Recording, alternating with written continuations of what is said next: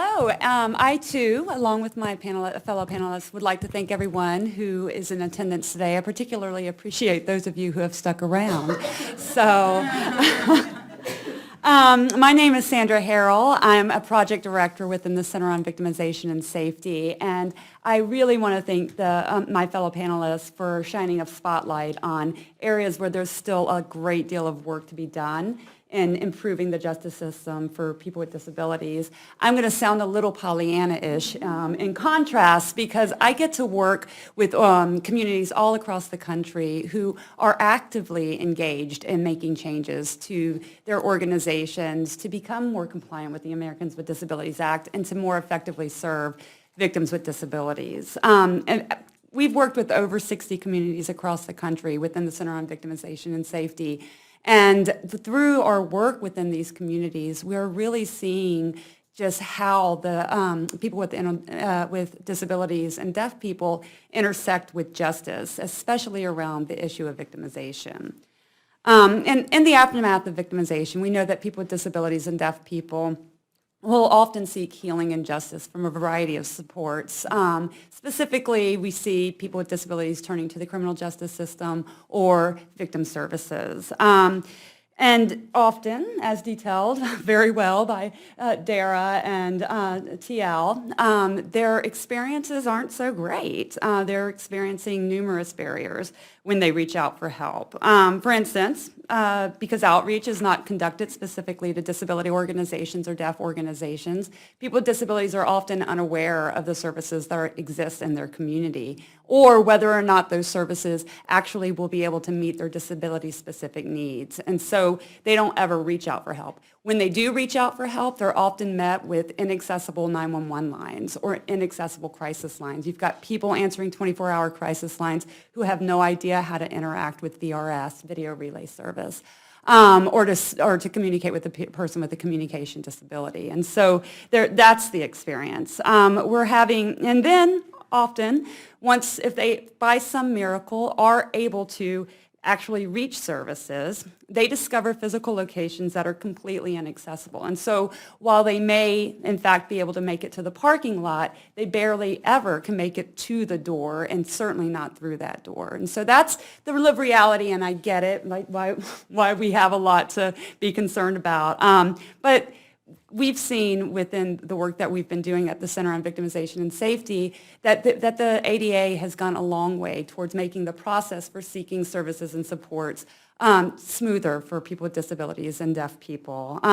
It's begun by prohibiting discrimination, by ensuring integration and promoting accessibility. It's begun to open doors and minds within the justice system and victim services. And certainly I'm not saying that this is happening all across the country in every corner of the country and every organization. I know for the most part the outlook is still bleak, but we are seeing incremental changes. We are seeing changes taking place on a small scale that, if replicated on the larger scale, could absolutely turn the tide for victims with disabilities. And so I just want to talk a little bit about some of the things that we're seeing while keeping in mind, while we're talking about this, that this is on a very small representative sample of communities that are undertaking these changes. For starters, I mentioned that a lot of times people with disabilities will contact 911 or crisis lines and be met with a lack of access. Well, we're seeing in some communities there are real efforts that are being undertaken to make 911 more accessible to people with disabilities. That's an incredible achievement, as well as rape crisis lines and domestic violence lines that are training their volunteers and staff on the other end of those lines to be able to answer the line and better respond to people with disabilities. And this means that in the immediate aftermath of victimization, people with disabilities and deaf people in some communities are getting the help that they need. And then, because they're able to make those connections, they're able to actually maybe get to services. And in some communities, people with disabilities are finding that the ADA has increased the physical accessibility of the locations that they are entering into. Some courthouses and police stations have had to make they've been compelled to make modifications by the ADA to stairways, doorways, jury seating. jury deliberation areas, judges' benches, and spectator seating. These sorts of changes and modifications are allowing people with disabilities and deaf people to have be able to participate more fully in the investigation and prosecution of their cases. Also, since victim services are required under Title II to be accessible via the ADA, we're seeing that there are some communities who are taking up that challenge. What we're seeing in the communities that we've worked with is that we have violence against women organizations who are partnering with disability organizations to actually conduct accessibility reviews of their organizations. And I'm going to read a little bit here because there have been these particular reviews have resulted in stuff that we're really proud of. For instance, in Albany, New York, after conducting an accessibility review, the domestic violence shelter started a fundraising campaign in order to build an accessible shelter because they found so many barriers within their organization.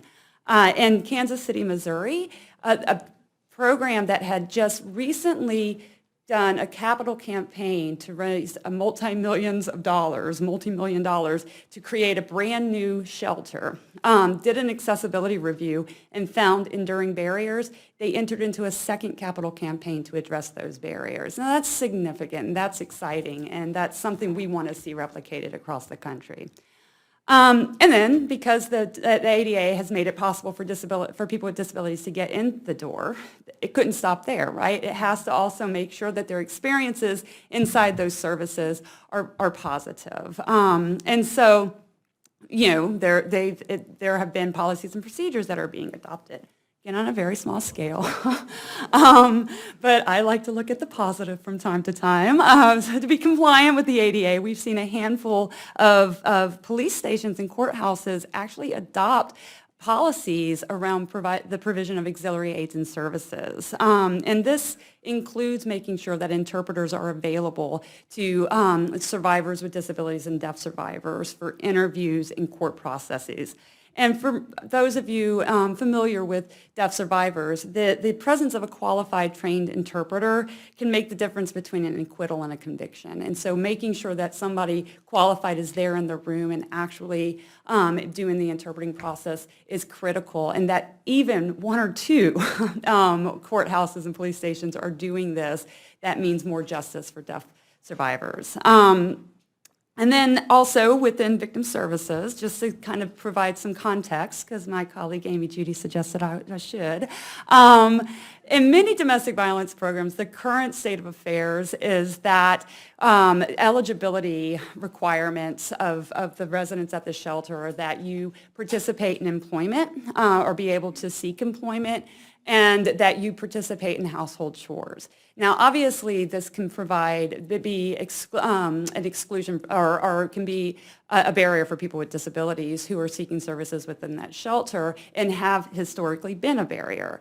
Additionally, domestic violence programs consistently across the country have policies around medication where they will either take medication upon check-in at the shelter and store it in a cabinet, or they'll just make you list it out, and then you have to sort of account for how you're taking your medication throughout this, which really they have no business doing, but they're doing it. Well, we're seeing there's been a real sort of groundswell of change around that, to change those eligibility policies and to change those medication policies, to do more to screen people with disabilities into services as opposed to trying to screen them out, and to do more to give people with disabilities more autonomy and independence while they're actually in those services. So we think that's fantastic. In addition to that, you're seeing victim services programs also adopt policies around their commitment to serving people who have service animals.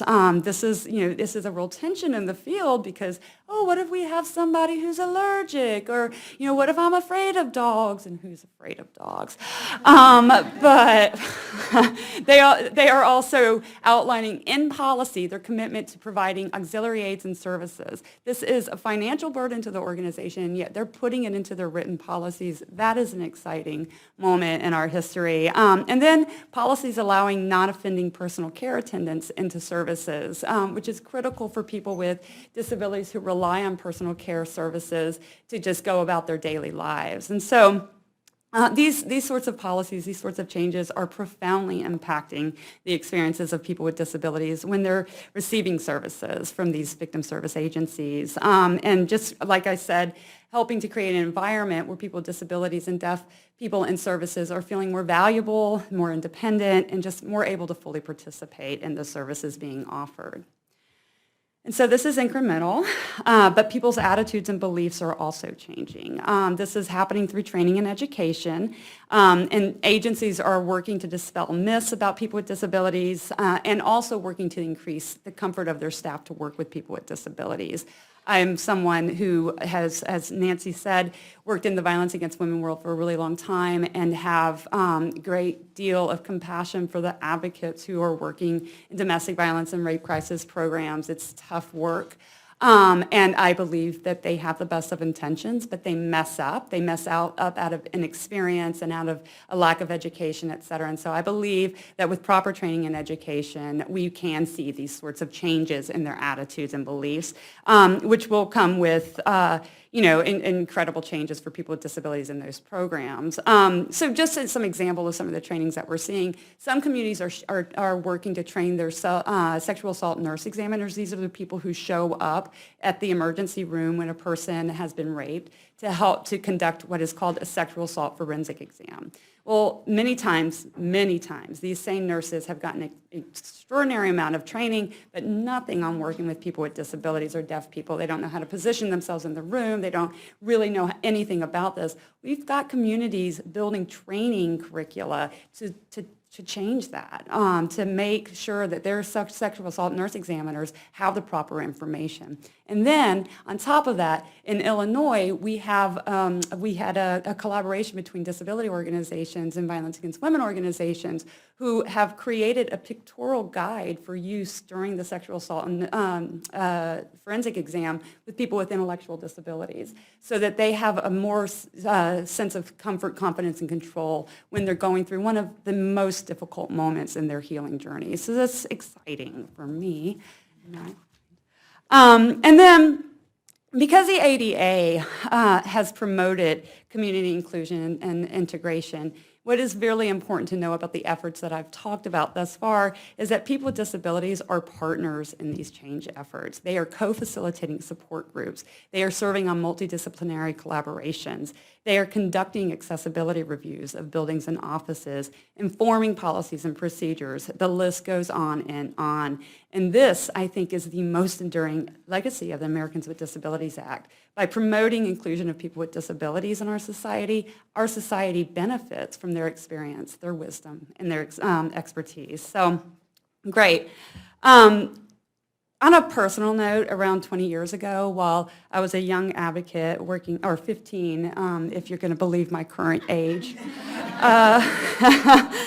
I was a young advocate working in a domestic violence program. I loved what I did. I felt totally committed to all of the work that we did there. And I got a phone call from a woman who asked, could she come into shelter? She was afraid of her husband, met all the criteria, and she asked me at the end, hey, I use a wheelchair. Is it possible? Are you sure you can accommodate me? I look around like, well, yeah, we've got this accessible room on the first floor. It's going to be awesome. Sure, come on in. She gets to the shelter, and her wheelchair won't fit through the front door. And me and two of my fellow staff members talk to her like, okay, we're into problem solving. What can we do? We lift her out of her wheelchair. We maneuver her chair through the door. And she, shortly wants to use the bathroom. The toilet's not accessible. The bathtub's not accessible. And we, okay, well, what do we do? And we call up a medical supplies company and we retrofit the bathroom to be more accessible. And she says, my sister is my personal care attendant, and is she able to come in and just help me in the mornings? That's all we would need to do. We have to call up our executive director, get permission to do this, et cetera, et cetera. And all of this happened within the first hour of her entering into a strange shelter where she had just made the most difficult decision of her life to leave her husband. And it's my earnest hope through these efforts and being able to replicate these efforts on a much larger scale that will never, ever happen again. So I know, I'm not that much of a Pollyanna. I do know that achieving the full vision of the ADA will require ongoing and proactive attention within the criminal justice system, within victim services, et cetera. They're going to need to regularly and systematically review their physical locations, their modes of communication, and their staff and personnel's just attitudes and beliefs. But there are other barriers that I think are outside the scope of the Americans with Disabilities Act that also must be addressed. And this includes barriers that are the result of deeply entrenched beliefs about people with disabilities, negative beliefs about people with disabilities. And those barriers, those beliefs impact our public policy and result in having absolutely no confidential avenue for reporting of victimization by a person with disabilities in many, many states. Having limitations placed on people with disabilities on how much money they can make within their jobs before their benefits, important benefits, are taken away from them. And just a number of other policies that are out there that just limit autonomy and independence to people with disabilities. We can't only address these barriers that are in place around the Americans with Disabilities Act. We have to go beyond that, and we have to change the more deeply structural and systemic problems within our systems. So I think it's going to require a great deal of effort, but there's much to be done. And we can just look at what has been achieved in the last 25 years. That's something that is promising, and I get that it's on a small scale, but if what we've achieved in the past 25 years could be taken to scale, can become more comprehensive, I think the next 25 years could unlock those doors to justice, real justice that has so long eluded people with disabilities and deaf people. And that is my hope, and I thank you for your time.